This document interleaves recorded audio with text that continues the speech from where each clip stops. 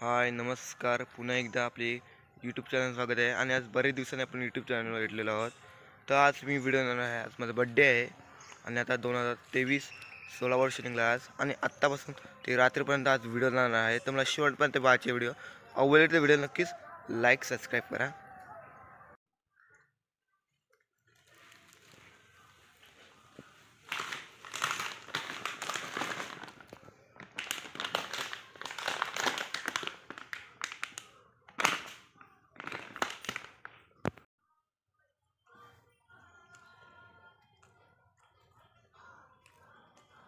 Finally आपण कपडे change केलेले आहे आणि फक्त पावडर लावायचे आहे आणि टिकला आणि बस.